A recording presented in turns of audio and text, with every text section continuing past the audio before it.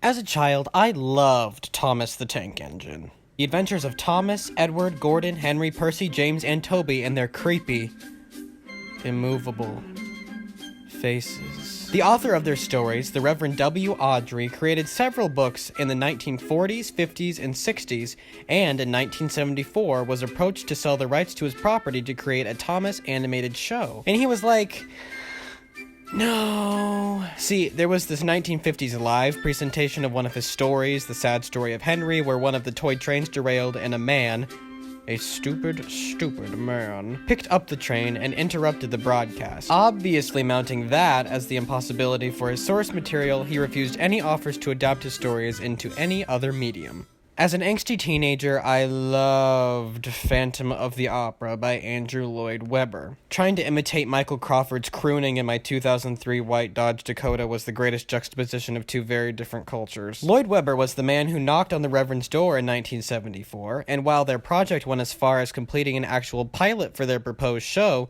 the Railway series were not deemed popular enough to serve a market outside the United Kingdom. Obviously, Britt Allcroft proved this to be untrue in 1984, but I digress.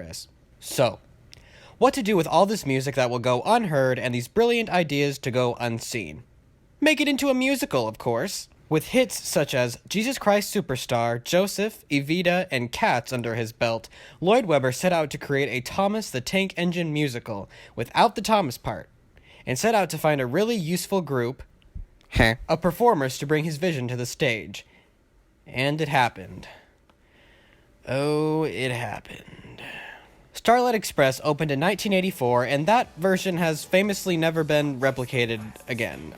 Not because the danger of the onstage roller skating choreography, but because having a musical with characters set as technology meant the technology and vernacular would constantly be evolving, although the main plot would remain the same. Rusty, an obsolete shunting engine, competes against higher-class engines across insert country here in order to catch the eye of a rail coach named Pearl. There's also this big bully named Greaseball. Greaseball. Who is a top-of-the-line diesel locomotive who just knows he's going to win the races, you guys. Also, like, the Starlight Express is their god? I really shouldn't be this unfair to the musical. Lloyd Webber intended this to be easy to digest for people, especially children. It's kind of like Baby's first musical, or Baby's first 3-act structure, or Baby's first neo-fascist propaganda. And really, for a musical, an 80s musical at that, the songs are catchy, even if the plot is kitschy, and the set and costume design are hilariously garish at times. I mean, come on, they don't even look like drains. Lloyd Webber couldn't use the Thomas brand like he had wanted to, and really, if there's anything I know about Thomas and Friends, it's that these stories are based in reality. As much reality as talking trains can bring. Thomas and Friends debuted in 1984, the same year as Starlight Express, and continues to show to this day.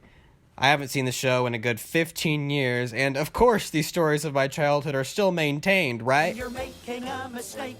The ocean isn't wetter. Wrong. Thank you so much for watching, and click that subscribe button if you're vaguely interested in what's to come, and also like this video. Not for any reason, just cause. This is Dustin signing off, but only for now.